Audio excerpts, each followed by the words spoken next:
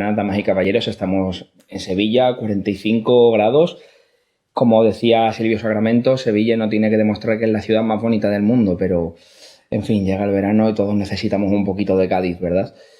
Pues hace relativamente poquito hablamos de Juan José Plans, el escritor del Juego de los Niños, que adaptaron su maravillosa obra para hacer ¿Quién puede matar a un niño? Hablamos de su obra en Radio Nacional de España, sus dramatizaciones, sus cuentos.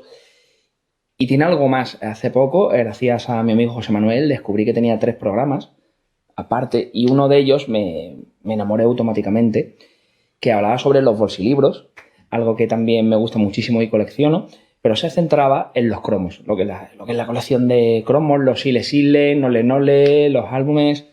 O sea, fantástico. Bueno, y me hizo recordar 2 momentos concretos de mi vida. Por cierto, ese podcast del señor Plans de Radio Nacional de España lo adjuntaremos para que lo escuchéis, porque es fantástico lo que es la dramatización de su experiencia vital con los cromos.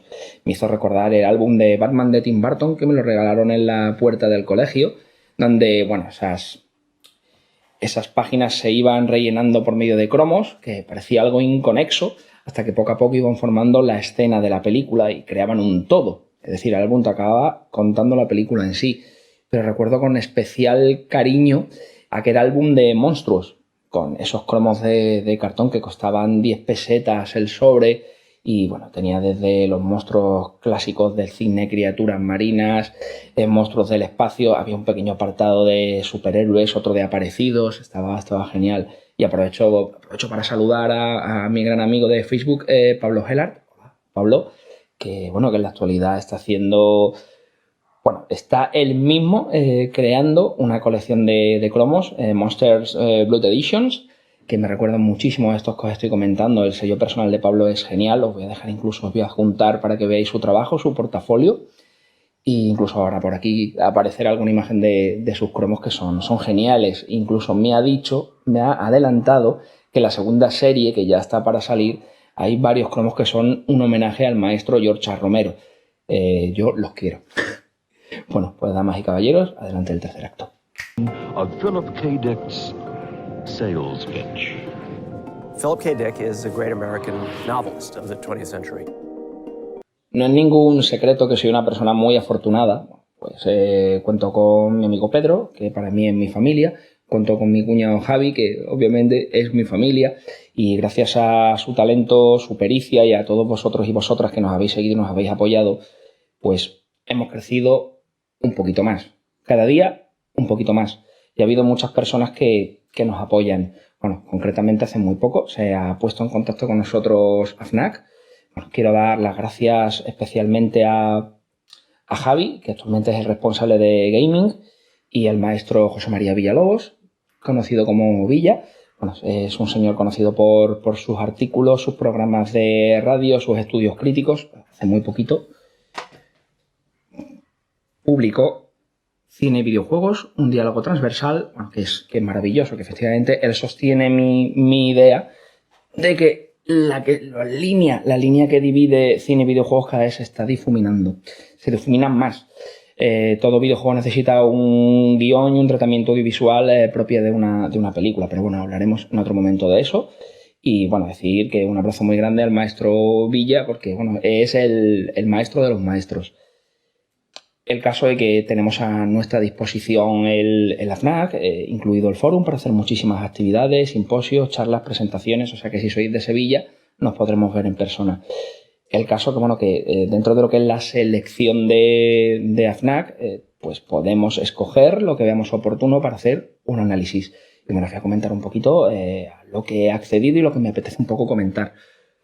Hace relativamente poco todos nos estábamos volcando en lo que es la ciencia ficción. A mí me gusta mucho el sci-fi, desde la ciencia ficción incluso la space opera. La gente llegaría con sus argumentos, cada uno el suyo, sobre si Star Wars es ciencia ficción o space opera. Yo personalmente soy de la opinión de que Star Wars es space opera debido al contenido melodramático y lo que es la progresión del propio guión y sus puntos de giro. Pero quiero hablar de otro tipo de ciencia ficción y pasaré a contar un poquito la selección que he hecho. Por una parte, he decidido decantarme por Solaris de Tarkovsky. A ver, el libro original de Stanisław Lem coge muchísimos elementos propios del cristianismo trágico que utilizaba Isaac Asimov en su obra. Y qué decir, en su momento, tanto Estados Unidos, que le mandó a Stanley Kubrick, digamos, adaptar la obra de Arthur C. Clarke de Odisea 2001, y por otra parte, Rusia encargó a Tarkovsky su Solaris, digamos, su adaptación de la novela de Stanisław Lem, porque ambas naciones querían mostrar su poderío. Bueno, acto seguido, ambos autores hicieron lo que les dio la gana. Hicieron una revisión intelectual muy diferente con respecto a lo que se les había mandado.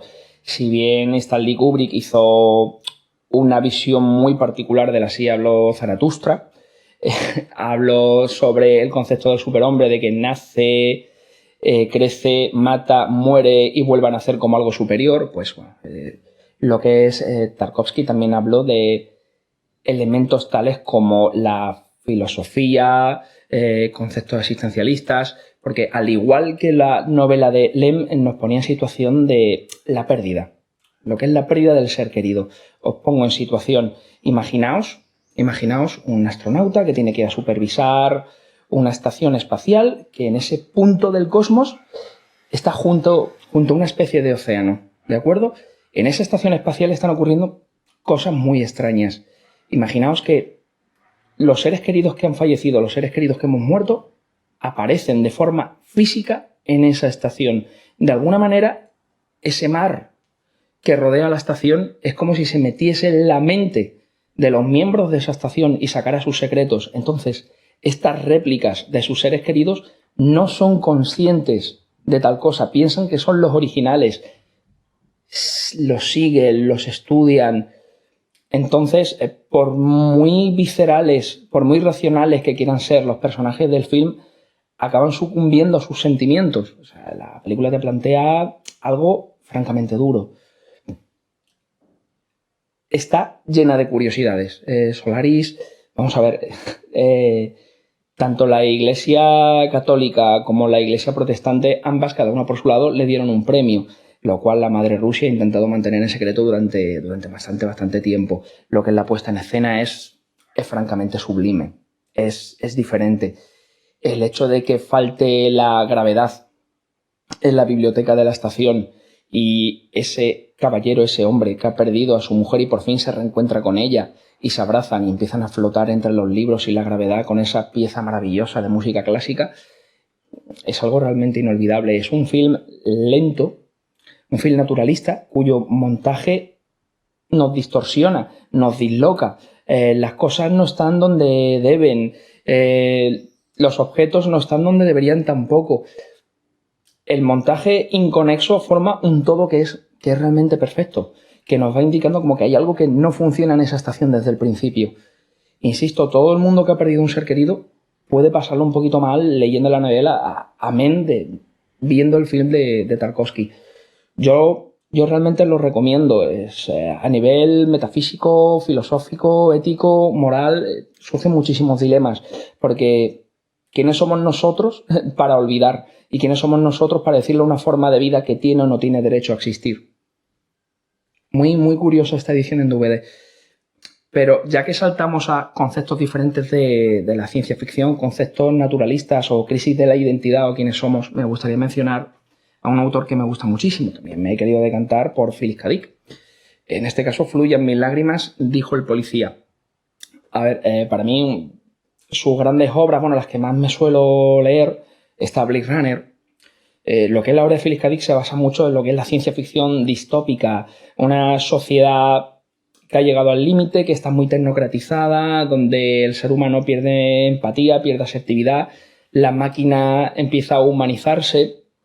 Y bueno, sobre la crisis de identidad me resulta curioso en Sueñan los androides con ovejas eléctricas, Blade Runner para los colegas, que en el libro hay 2 comisarías en la misma ciudad y una no es consciente de la existencia de la otra y viceversa. Eso es un poquito inquietante. Amén de Ubik, que Ubik, bueno, pues es una novela donde los Wachowski o los creadores de Ghost in the Shell yo creo que se vieron muy reflejados a la hora de realizar sus criaturitas.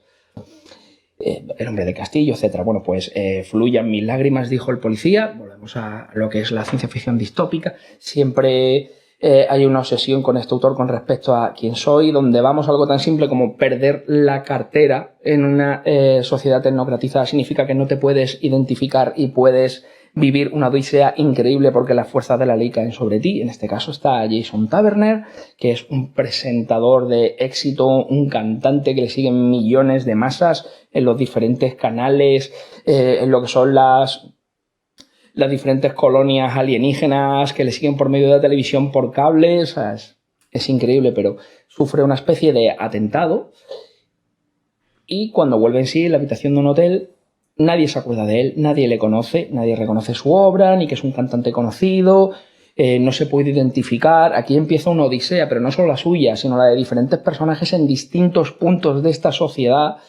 que parece que es futurista, pero tiene elementos quizá demasiado temporales.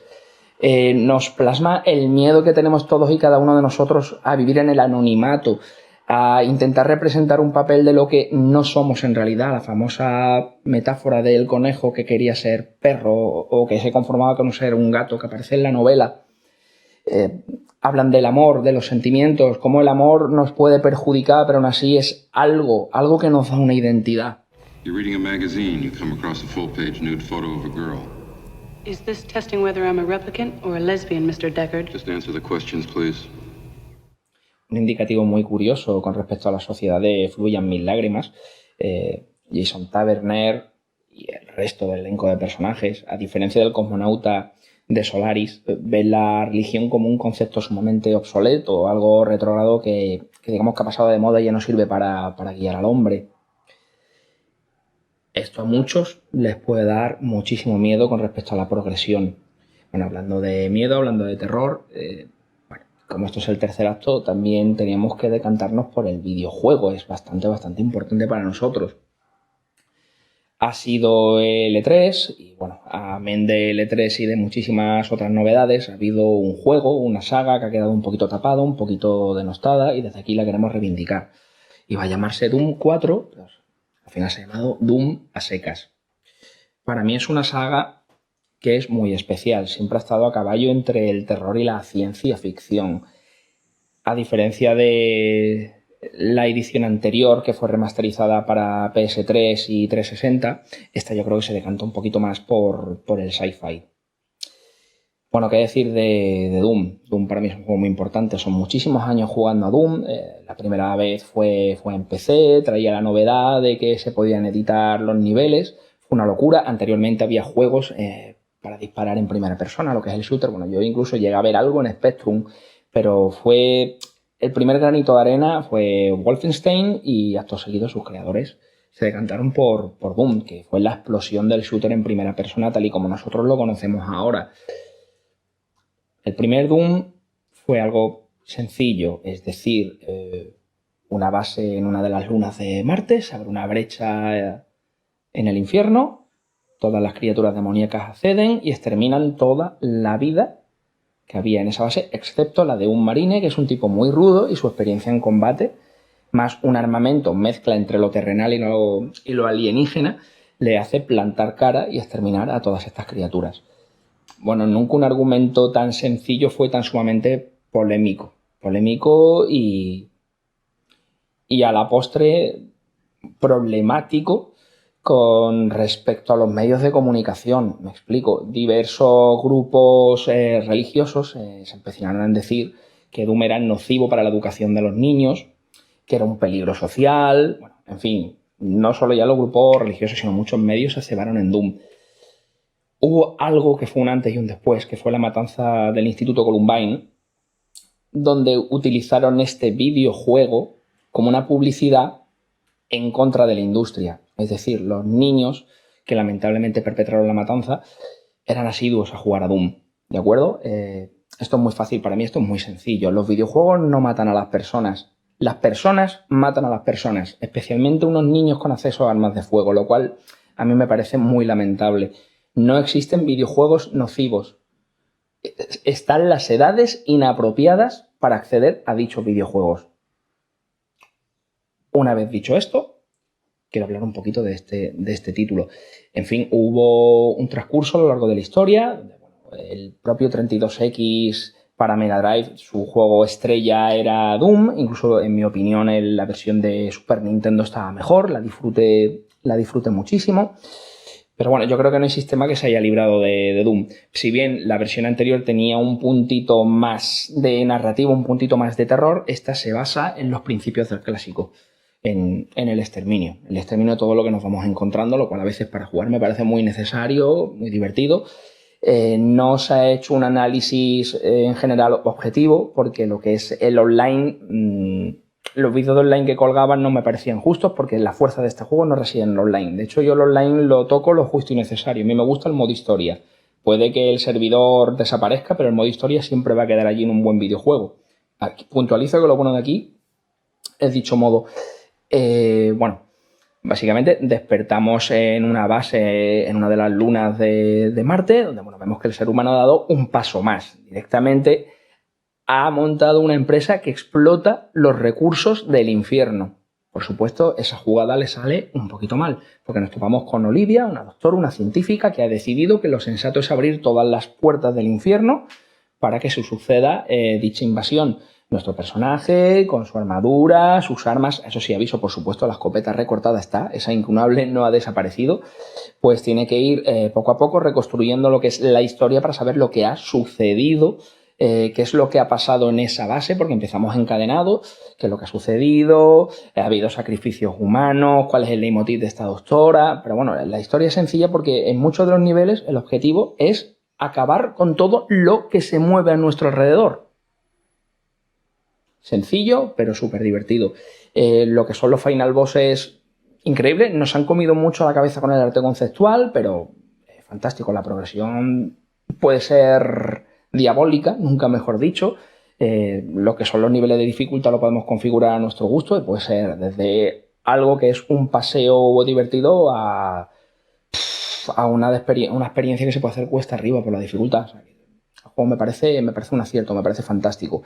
Muchas horas en el modo historia, muy rejugable, un puntito RPG, porque según vamos avanzando mejoramos. Es decir, no es lo mismo saltar más que pegar más fuerte. No es igual, así que podemos moldear a nuestra necesidad a nuestro personaje. Un gran arsenal de armas, enemigos que van apareciendo, enemigos nuevos que según vamos avanzando tienen cita para luchar contra nosotros. Me parece que de todo lo que se está viendo es un acierto que le demos una oportunidad a Doom y no me parece justo que se le haya denostado tanto. Pues bueno, damas y caballeros, os vamos a poner unas imágenes de Doom y ya juzguéis por vosotros mismos.